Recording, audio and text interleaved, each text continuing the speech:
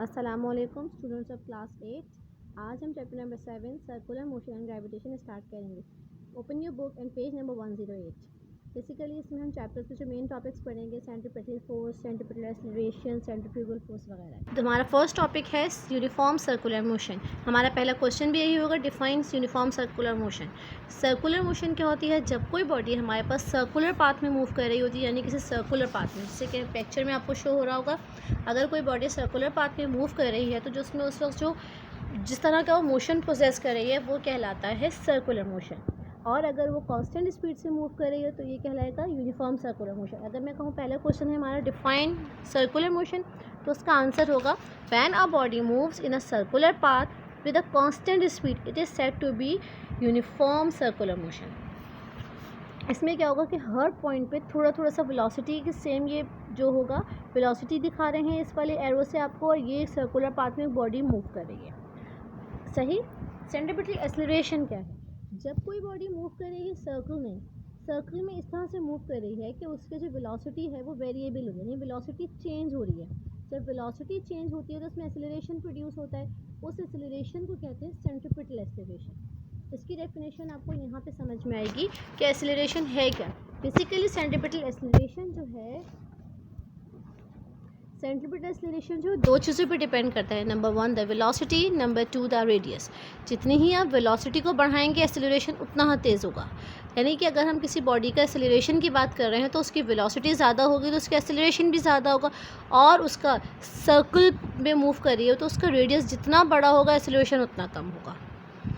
अब क्या है नेक्स्ट है हमारा क्वेश्चन नंबर 2 बनेगा ये, what do you understand by centripetal force. Question number 1 हमारा ये बना था, define circular define uniform circular motion, और इसका आंसर इस पेज पे था, कोटेशन 4 लाइन्स है। क्वेश्चन नंबर 2 हो, what do you understand by centripetal force. Centripetal force क्या है? ऐसी फोर्स जो कि जब कोई बॉडी में मूव कर रही हो, किसी सर्कुलर पाथ में मूव कर रही हो और वो उसे सेंटर की तरफ खींच रही हो या अट्रैक्ट कर रही हो यूनिफॉर्म वेलोसिटी से, अगर कोई बॉडी मूव करे तो वो कहलाएगी सेंट्रीपिटल फोर्स। सेंट्रीपिटल फोर्स का फॉर्मूला किस तरह से हम ड्राइव करेंगे? हमने सेकेंड चैप्टर में पढ़ा था, 4th चैप्टर में, न्यूटन्स का formula F is equal to ma। A इनके सेंट्रीपिटल एक्सीलरेशन है तो ये डेफिनेशन इस तरह से सेंट्रीपिटल फोर्स की हेडिंग डालेंगे और ये कोटेशन मार्क में जो ये 3 लाइन्स तक फोर्स तक है ये लिखेंगे। मैथमेटिकली की हेडिंग डाल के ये लिखेंगे from Newton second law of motion we है force is equal to ma। यानी हमें भी न्यूटन्स ने क्या बताया है, force is equal to ma। यहाँ पर हमने c क्यों लगाया? क्योंकि सेंट्रीपिटल एक्सीलरेशन है। और हमारे पास हमने भी लास्ट क्वेश्चन में जब हमने AC पढ़ा था तो हमने क्या करा था, वो AV² है, तो इस AC की वैल्यू को हम यहाँ पे पुट कर देंगे। तो F is equal to mv²/r। ये हमारे पास फॉर्मूला बन गया किसका? सेंट्रीपिटल एक्सीलरेशन का फॉर्मूला बन गया। तो ये हमारा फॉर्मूला न्यूमेरिकल्स में भी यूज़ होने वाला है, तो इसको एक दफ़ा गो थ्रू करते हैं। आपको कॉपी वर्क किस तरह करना है? क्वेश्चन नंबर 2 लिखेंगे, what do you understand by centripetal force. By के बाद सेंट्रीपिटल फोर्स आएगा, हेडिंग डालेंगे मार्कर से, ब्लैक या ब्लू से, ये 3 लाइन लिखेंगे फोर्स तक। Mathematically from Newton second law of motion, Newton second law ने हमें क्या बताया था? F is equal to ma। लेकिन a की वैल्यू हम इस चैप्टर में ये वाली यूज़ करेंगे, तो a की वैल्यू हमने ये यहाँ पर पुट कर दी, ये यहाँ पर हो गया। तो ये हमारा फॉर्मूला हो गया F is equal to mv²/r। अब नेक्स्ट क्वेश्चन नंबर 3 हमारा बनेगा, what is centrifugal force. Centrifugal force क्या होती है कि जब हमारे पास कोई बॉडी सर्कल में मूव कर रही है, जैसे कि एक बॉडी है सर्कल में मूव कर रही है, ये सर्कल में मूव कर रही है एक बॉडी, तो इसके अंदर एक एक्सीलरेशन प्रोड्यूस हो रहा है, वो कहलाया सेंट्रीपिटल एक्सीलरेशन। और एक फोर्स है जो उसको सेंटर की तरफ खींच रही है, वो क्या कहलाती है? Centripetal force. ये एक फोर्स है जो उसको सेंटर की तरफ खींच रही है, ये क्या कहलाती है? Centripetal force. Centripetal force. लेकिन जैसे कि हमने न्यूटन के लॉ में पढ़ा था, 3rd लॉ ऑफ न्यूटन ने क्या बताया था कि अगर कोई चीज़, दो फोर्सेस होती हैं equal in direction but opposite in, equal in magnitude opposite in direction, यानी अगर एक फोर्स सेंटर की तरफ खींच रही है तो एक फोर्स लाजमी सेंटर से बाहर भी खींच रही होगी। उसकी एग्जांपल हम क्या लेते हैं कि जब हम एक थ्रेड होता है, जब हम एक थ्रेड को लेते हैं, उसे एक स्टोन लेते हैं, एक स्टोन के हमने एक एंड पे स्ट्रिंग से धागे से बांध दिया और हमने उसको सर्कल में घुमाया, लेकिन जैसे हम उसे घुमा के छोड़ते हैं वो दूर जाता है, वो सेंटर से दूर जाके गिरता है पत्थर। क्यों? क्योंकि एक फोर्स उसको अगर अंदर की तरफ मूव कर रही थी तो छोड़ने पर एक और फोर्स है जो कि उसको बाहर की तरफ ले जा रही है, अवे फ्रॉम द सेंटर। जो अवे फ्रॉम द सेंटर, जो सेंटर से दूर ले जा रही है, वो कहलाती है सेंट्रीफ्यूगल फोर्स। दो फोर्सेस की बात करें, ऐसी फोर्स जो उसको सेंटर की तरफ रख रही है, अपनी तरफ सेंटर की तरफ अट्रैक्ट कर रही है, वो है सेंट्रीपिटल फोर्स। और वो हमने स्टोन वाली एग्जांपल ली कि अगर वो स्टोन को हम एक धागे में बांध के घुमाते हैं सर्कुलर मोशन में, वो घूमने का जब जैसे ही हम उसे छोड़ते हैं वो जाता है दूर, अवे फ्रॉम द सेंटर, यानी centrifugal force away from the centre work करती है। अगर मैं आपसे बोलूँ कि भाई सेंट्रीपिटल फोर्स और सेंट्रीपिटल फ्यूगल में क्या फ़र्क है, तो जो सेंट्रीपिटल फोर्स है वो टूवर्ड्स द सेंटर वर्क करती है, यानी सेंटर की जानिब काम करेगी, टूवर्ड्स द सेंटर। लेकिन जो सेंट्रीफ्यूगल है वो अवे फ्रॉम द सेंटर करेगी। इसके लिए हमने कौन सी एग्जाम्पल दी थी? इसके लिए हमने आपको एग्जाम्पल दी थी स्टोन की, अवे फ्रॉम द सेंटर। अगर मैंने एग्जाम में दे दिया कि भाई डिफरेंस क्या है, तो आप डिफरेंस में क्या लिखेंगे? सेंट्रीपिटल फोर्स की डेफिनेशन, सेंट्रीफ्यूगल फोर्स की डेफिनेशन। देन ये लिखेंगे कि centripetal force attract towards the centre, और इसमें लिखेंगे centrifugal force attracts away from the centre.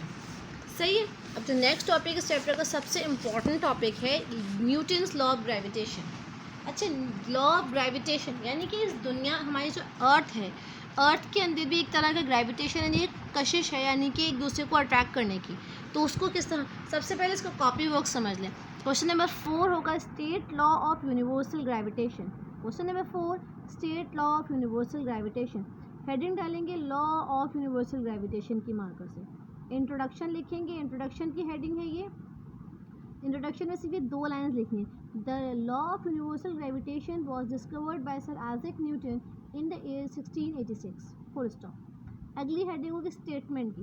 Statement में आपने कोटेशन मार्क्स में गिवन वाली line, everybody in this universe attracts every other body with the force F which is directly proportional to the product of their masses, and statement में लिखना है everybody in this universe attract every other body with the force which is directly proportional to the product of their masses and inversely proportional to the square of the distance। ये quotation mark तक लेना है। Statement को centralise करके लिखना है copy के quotation marks में। एक्सप्लेनेशन में यहाँ से आप लिखना शुरू करेंगे तो ये पूरा लिखा जाएगा, ये मेंशन करना ज़रूरी नहीं होता है। एक्सप्लेनेशन में आप यहाँ से शुरू करेंगे, consider 2 bodies A and B of masses m1 and m2 respectively that are placed with the center distance r from each other।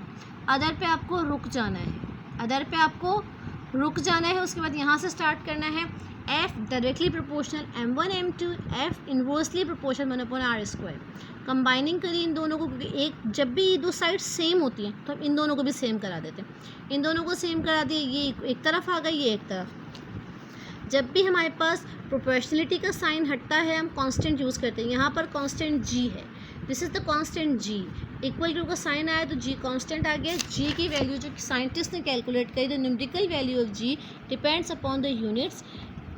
हम ये लिखेंगे हम सिर्फ ये, the value of g is 6.67 × 10⁻11 m²/kg² और डाइन में। अब ये मैं आपको एक्सप्लेनेशन जो इस तरह कॉपी वर्क समझा, मैं आपको ये समझा दूँ करना किस तरह। न्यूटन, सर आइजैक न्यूटन ने जो न्यूटन्स को लॉ ऑफ ग्रेविटेशन पेश किया था, उसमें क्या समझाया गया था कि अगर हमारे पास अर्थ में कोई भी 2 बॉडीज़ पे, ये इस लॉ ऑफ ग्रेविटेशन किसी भी 2 बॉडीज़ के दरमियान की फोर्सेस पे बात करता है, तो यानी 2 बॉडीज़, यानी एक है बॉडी फोर्स, एक ये बॉडी है और एक ये बॉडी है। इस बॉडी का मास है m1, इस बॉडी का मास है m2। अच्छा, इनका जो डिस्टेंस है वो सेंटर से नापा जाएगा, दिस। दोनों के दरमियान का सेंटर से डिफरेंस इनका है r। तो न्यूटन साहब ये कहते हैं कि ये जो 2 बॉडी हैं, 2 फोर्सेस, जो 2 बॉडी हैं m1 और m2, एक का वेट है m, इस बॉडी का नाम रख देते हैं a, एक बॉडी का नाम रख देते हैं b। ये जो a और b जो 2 बॉडीज़ हैं, सर्कुलर बॉडीज़ हैं, इनका क्या है कि इनके जो दरमियान का जो फोर्स ऑफ अट्रैक्शन है, या तो ये फोर्स ऑफ अट्रैक्शन जो है हर दो ऑब्जेक्ट्स के दरमियान एक फोर्स ऑफ अट्रैक्शन होती है, वो जो है वो इनके मासेस जो हैं, मास 1 एंड m2 के डायरेक्टली प्रोपोर्शनल है, यानी ये बॉडी जितनी बड़ी होंगी उनके मास उतने ज़्यादा होंगे तो उनमें फोर्स ऑफ अट्रैक्शन उतनी ही ज़्यादा होगी। ये कहा था सर न्यूटन ने। और उन्होंने कहा था इनकी जो फोर्स ऑफ अट्रैक्शन है वो जितनी ज़्यादा इनका डिस्टेंस होगा फोर्स कम होती जाएगी। ये तो हमारे एक कॉमन एग्जांपल की भी बात है कि अगर हम दो मैग्नेट के पोल्स की बात करें, दो मैग्नेट की, तो जैसे जैसे हम उनका डिस्टेंस बढ़ाते जाएंगे उनका फोर्स कितनी अट्रैक्शन कम होती जाएगी। जब इन्वर्सली प्रोपोर्शनल की बात होती है तो अपॉन से लिख देते हैं। सही। न्यूटन्स लॉ ऑफ ग्रेविटेशन में